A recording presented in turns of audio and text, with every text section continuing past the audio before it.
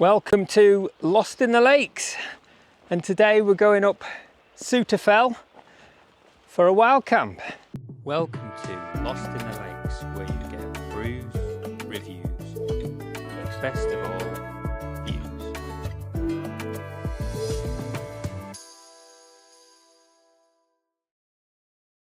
Join me again for another wild camp up Suter Fell.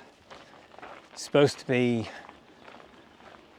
a haunted fell, so we're going to go up and see what we can find. Hopefully we can't find anything. Okay, so I've parked at Mungrisdale. This is pretty much, you can probably see that over the river there. I had to come round. I've got a bit of a walk along a road. I think it's about a third of a mile before we start going up, and then we'll get on to the top of Suter Fell. Again, following the sat nav. Haven't been up this one before. I believe there's some good camping places on top. Let's hope we don't get disturbed at night. Such a nice day for it. There's a couple of people up there. They're taking the more direct route. I'll be taking the main route. I'm just following what the sat nav's saying, really. I might come off that side. Right, this fell is called Suter Fell, but it's spelt Suter Fell. See sheep here. I think they're wanting past this gate, and someone's left this gate open. There's no cattle grid to go over, so I normally say if you see a gate open, leave it open. Farmers probably think it, but on this occasion, I'm going to close this one. Okay, this is where we turn off. Gates closed, just because this is open land, and there was 3 sheep just stood right by here. So I've decided to close that gate because I believe it should be closed. You get a lot of coast to coast people coming down here on bikes, and it wouldn't surprise me if someone's left that open by accident. Right, I'm going to tell you all this now so I don't have to do it on the top of the fell in the dark. The ghostly procession at Sutherley Fell. For a few years in the middle 18th century, this fell side on the eastern edge of Blencathra was a site of spectacular scene. The first sighting was on a Midsummer's Eve in 1734. A servant of Mr. Lancaster watching a procession of soldiers on foot progress across the fell. So it's a long flat fell once you get up there. He reported his sighting and was wildly abused. 2 years later, Mr. Lancaster himself, with a member of his family, witnessed the sight. On this occasion, they noticed the procession with 5 men deep, with mounted officers riding around to keep in order. No one believed Mr. Lancaster reported it. On a Midsummer's Eve in 1745, no less than 26 people observed the ghostly procession. This time included carriages which could not possibly managed up the steep incline. Yeah, they're right. The 26 witnesses swore their account to a magistrate because this time there was a second Jacobite rebellion, and Cumberland had every reason to worry about large gatherings of men hereabouts.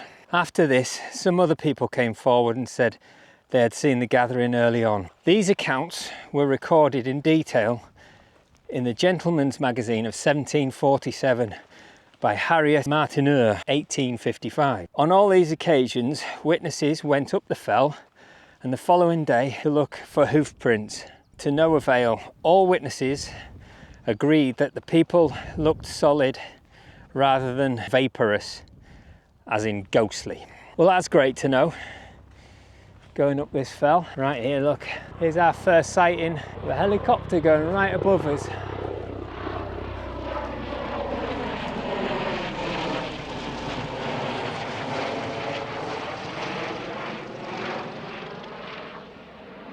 Right, well, that came sort of Blencathra away, so I wonder if it's a striding edge victim. Let's hope not. Let's just hope it's just someone flying a helicopter. but it is going in the sort of Carlisle direction. Right, that's the last I'm going to talk about ghosts and ghouls and everything, because I don't want to see anything. I want to come up here and enjoy myself and just have a nice camp on top of a fell. I was going to go up Great Mel Fell there. My wife said I should come up here. She's very fond of ghosts and stuff. I'm not coming up here to prove a point. I'm just coming up here because I've never been here and it's a lovely fell and everything's going to be all right. Look at the views you get here so far. Just see Clough Head, the ones behind it. Again, these are a lot of fells that I don't know what they're called. We're right on the edge of the Lake District. In fact, I think it's just literally there, so you can see the edge of the Lake District. But it's still gorgeous, especially on a day like today. God, my stomach's rumbling. We've got tonight, because I've got that frying pan, I had that steak last week, which was lovely. I've got some stuff left over from the barbecue yesterday, because it's been such great weather. We had a barbecue, so I've got some lovely meat to have on the top of here. So we're at 1,000 feet already, and the top of Suter Fell is 1,700. So we've got another 700 foot to climb. I would say, I know all these things are above sea level, so we've probably, down there's probably about 400, something like that. So we've only really climbed about 300 feet. So we've got a little while to go yet. It's quite a surprising fell, this, because although it's 1,700 feet, it sort of sits next to Blencathra and it feels quite small. But yeah, it's kind of a long drawn out climb, I think. It just seems to be going on. It doesn't help being 22 degrees. If anyone's following the 18 fells that me and my son are doing, the 18 highest in England, that he's decided at 12 years old to not sit on his computer all day like he normally does and come out with me and go up some mountains. And he's done 2 now and he's still on it, even after last week's windy ordeal. So I'm hoping this next one up Rays we're doing is going to be a lot nicer for him. Anyway, this will come out, that video will come out before this one. So if anyone does religiously follow me, which I think maybe my dad and 1 or 2 other people, they'll see that what's happened there. I don't know, because for me that's tomorrow, so we'll find out. Okay, so using the old sat nav, well, not old, new, just coming up to a turning now, and then it's surprising because it doesn't look very far, but there's still 200 feet to climb. I think it literally goes straight up now, so it's going to get a lot steeper in a minute. Right where the sat nav says, taking a right up here, which is the obvious route really.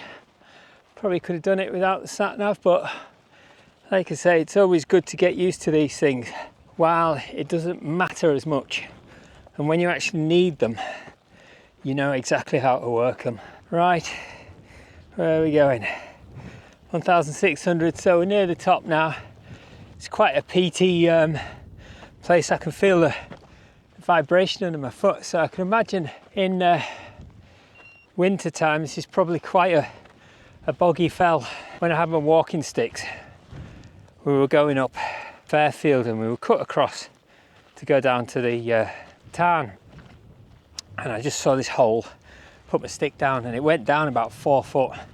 It was only a little tiny hole as well, just enough for a leg to fit down. I'm glad I've seen that actually. So always be wary when sort of crossing across bogs and things. It might look all right, but yeah, sometimes there's just a bit of a drop. It doesn't take much to break an ankle or something. Speaking of bogs, looks like we've got our first set. Although it's been dry for a few days now, still hanging around here. Okay, we're coming up to the main path now. See that? Looks like tempting to go into there, but very boggy. Looks like the main path on the top looks okay. And it looks like, right, hang on, where are we at now? See, this is just all mossy, so I'm just going to stick to the little tufts. You know, put your feet on them and then just feel the ground if you're not sure. You can usually tell if it's going to be bad. And you go up and around here, so you can see someone's put the foot in there. Just go a little bit higher up, especially because I haven't got boots on today. We're nearing the top of Sutafell. We're about 30 foot off height wise. No, we're not. Yes, we are nearly 30 foot, but looks like the top's over there. We've got 0.1 of a mile to go. It's looking back there. Not sure what this fell is. That one in the distance there is Blencathra. This little sort of saddle coming down, that's Sharp Edge.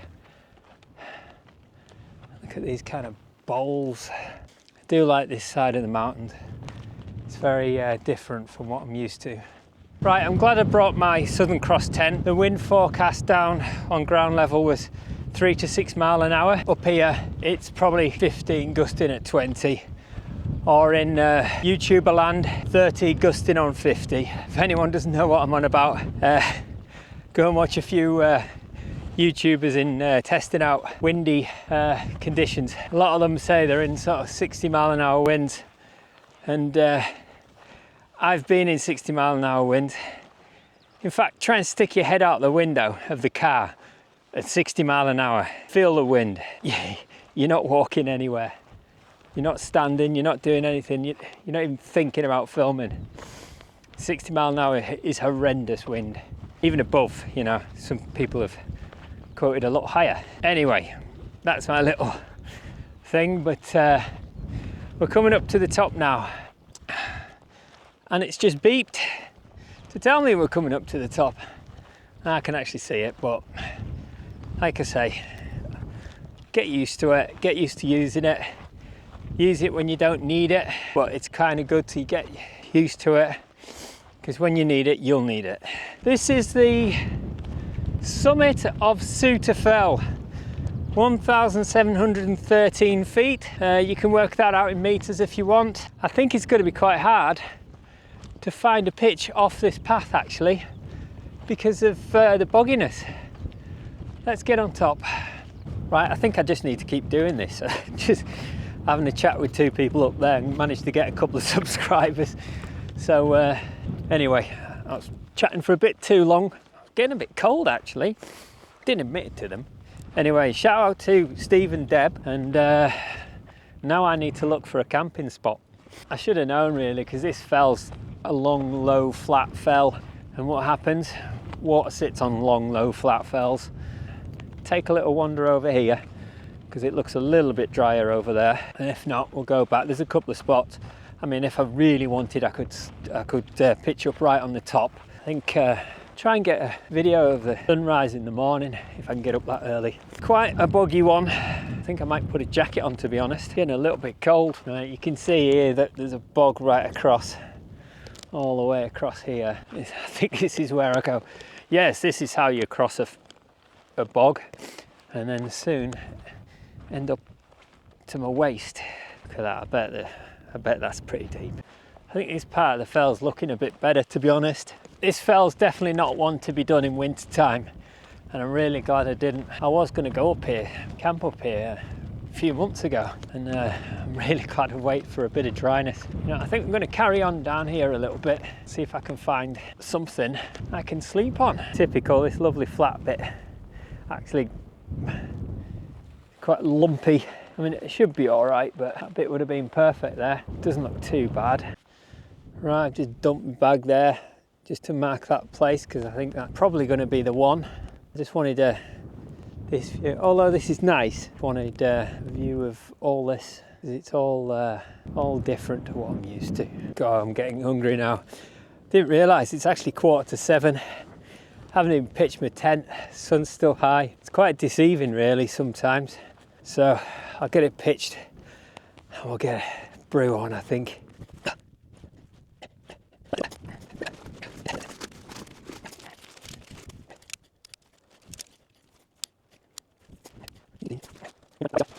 Right, this is me all set up. Folks tend to like these sort of things, so what we got? Got my little camo net that I'm not using. Got my water there. Got my little mugger drink. For breakfast, I've got this Adventure Food Expedition breakfast. It's quite nice, that one. For tea, I've got Morrison's 4 Chinese style pork loin steaks. Lovely. And then we've also got some 6 garlic and herb chicken koftas. I might just take them off the thing and flatten them and fry them like burgers. See how that works. Should all fit in that skillet. Hopefully I can eat most of them. For me condiments, for me these, I've got Life Venture knife, fork and spoon, and then I've got my little long spoon as well. I always keep them all together. And then I've got my MSR wind burner. Got a little sit mat here. X-Bed, it's quite good. Cheaper than Thermarest anyway. Speaking of that, we've got the Alp Kit Pipe Dream 400 with the Nemo pillow. It's a Philo. And then we've got the Thermarest X-Lite NXT. Get the NXT, much better. Less noisy than the other one. Still needs blowing up a bit more though. Right, so the wind's picked up a bit.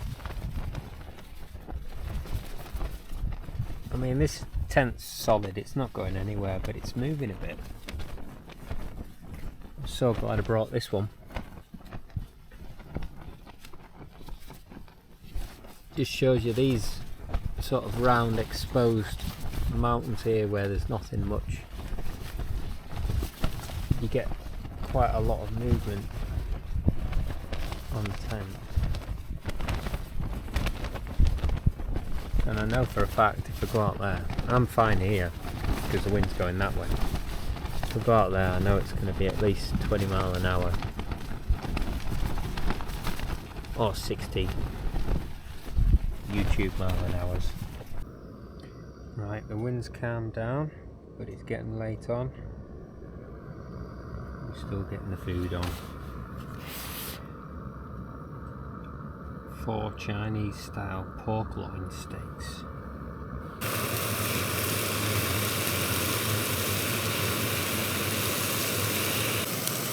This is what a radiant boiler looks like at night.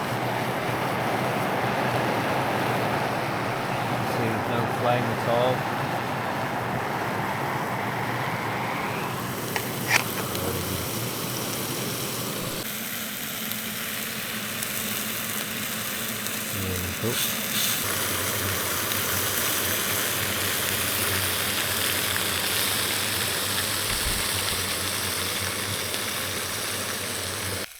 Right, I've kind of half been eating it while it's been cooking. It seems to be heating up quite well in the middle, and so surprisingly down that side, but not up this side. So I've just been shifting these around, cooking them. But as you can see, they're nicely well cooked now. Chinese style pork loin steak. Let's try it.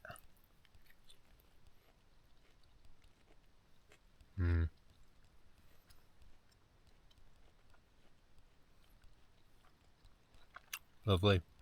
I am liking this frying pan. Really good. Right, well, it's 11:30. So I think it's time to do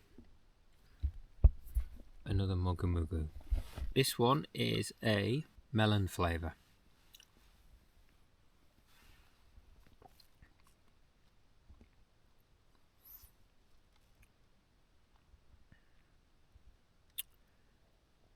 I think it's your standard melon. was trying to figure out whether it was watermelon because it's green. So I thought, oh, maybe it's like actually no, watermelon's red, isn't it? So it's your standard melon flavour, and it is. Yeah, I'm not sure if I know quite a lot. Right, so some people are not into these mugu mugus, but I mean they sell, so obviously they're quite popular and becoming more popular. And there's different companies that are making these now. These are the original ones. If anyone's after these, home bargains, cheapest ever.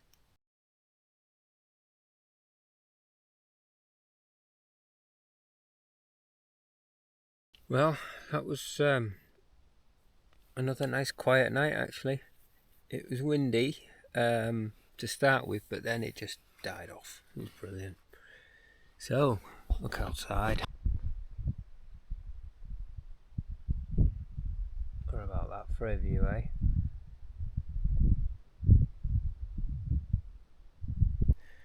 You know what, I really love this tent. I like the look of it as well. It just looks sturdy. It's one of these when sort of seen it advertised and I was like, yeah, do like that tent. I didn't film my breakfast or anything. I just thought I'd get it done. Yeah, it was nice. Still full from last night really, so my 4 sirloin, not sirloin, what did I have? 4 pork loins. I call them chops, but there you go. What's the difference? Right, haven't heard anyone come up here, so I think I've done alright camping on the edge there. Say it's a quiet fell. I haven't seen anyone. So used to Borrowdale and looking up and seeing everyone piling up cat bells. Right, I'm just walking back up to the top. There was no sign of any ghostly apparitions last night. It was just a nice, calm, peaceful night actually. This is where I was originally thinking of camping. To be fair, it's probably just as good. Not sure why I didn't choose there, to be honest. Nice little bit over there. Look at these views, man. I love these lovely sweeping bowls out in the valleys.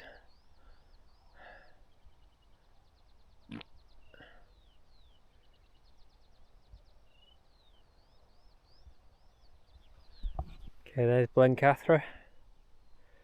And this little bit here, again, pointed out before, sharp edge. Scales, you're coming up here, up that walk, and that takes you up to Blencathra, so that's my other video.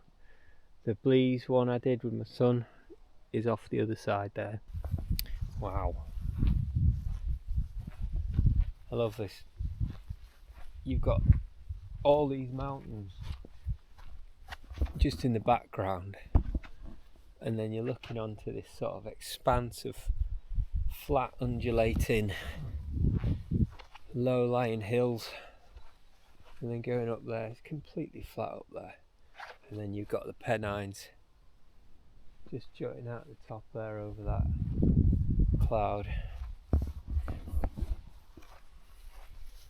That cloud is going that way, and it came in, you can see it coming up over the hills there. So I filmed it and then went back to bed. So we'll see how that comes out.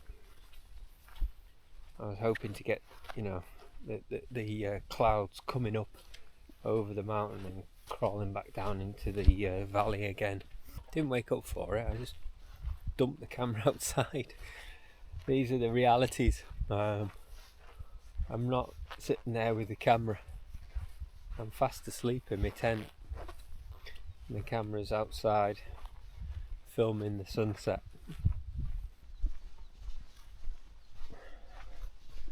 Look at this for a picture. Let's just get around this corner.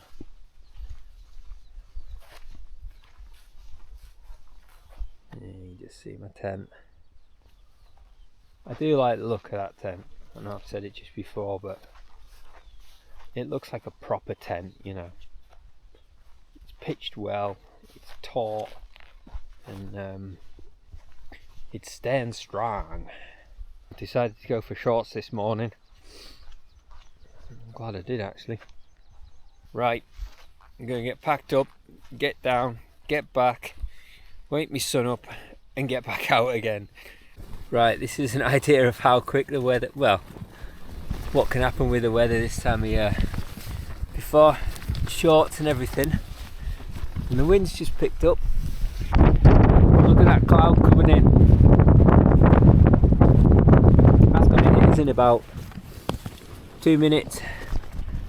So, yeah, lovely and calm, and then suddenly cloud, clag, everything just coming in.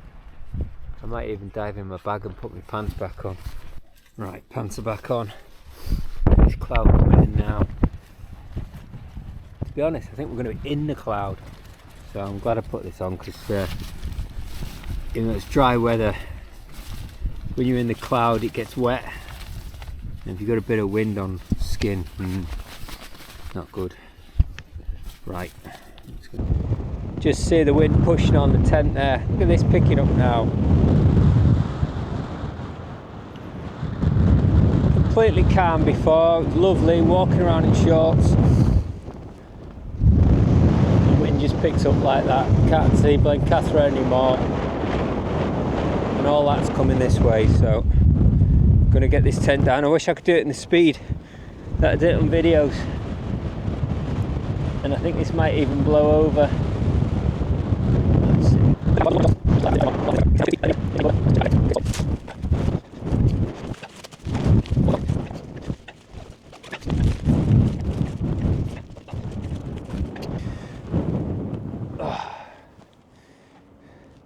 There we go, no trace left. Again, just a little flattened section, which will soon pick up. Right, we're going to hit the road. Going to go down this way, and I'm just going to switch my sat nav on and try and pick up a path. Okay, so it looks like we're going to follow this track off. This one goes off that way, that one goes down and to this beck here. So hopefully, judging by them paths, there's a bridge we can get across. It's Mackin, that one, that river. So I do believe that river, although it goes this way, it snakes back along and then back to Threlkeld and then into the River Greta. We're going to follow this. Like I say, we're not blazing a trail, but we're following a very lesser known footpath, in a hope by looking at this there's a river crossing. If there's nothing there, we can walk back along and meet that path.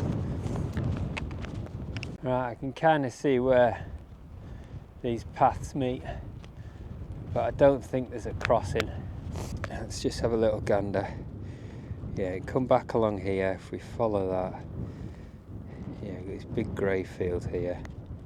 There's the two paths coming down to the river, and it looks like there's some sort of crossing, but it's quite a big river, that. I mean, there's a bridge for the smaller one that comes down.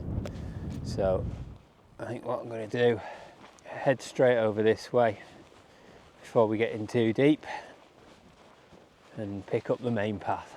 Okay, you can see now where we're going on to, and there's the path. There we go. So you can just see the two paths and the trail I took coming across, and then now we're on this path, and it was just going to basically follow this back down to Mungrisdale. Right, this is the split where we're at. Ooh.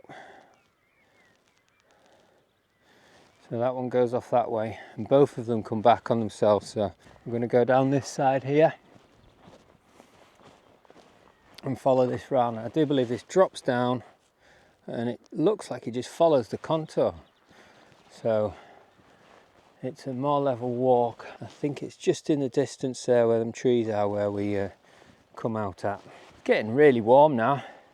So considering I was cold with everything that I've got on, just up at 1,600 feet I think it was, or this in meters, it's quite surprising. So I can see people getting caught out this time of year. I mean, any time of year really. That wind chill can really be cold. Don't let it stop you going out, but don't let it take you out there. If there's a bit of wind down here, like I say, forecast 3 to 6 mile an hour, it was probably 15, 20 up there. So if it's 15, 20 down here, times that again up there, and then you got the wind chill. One good website to go on is the Mountain Weather Information Service, MWIS. If you type that in Google, it gives you the weather, what it's like up at 3,000 feet, estimated on the hills. It's got the Lake District, it's got Scotland, so it's a really good one, especially for the Lake District. Well, wasn't that a good one? I hope it comes across how lovely this place is and how much I appreciate where I'm at. Such a great place. And we're going back up again today. Right, that's it. We're done. This has been Lost in the Lakes, and we'll see you in the next one.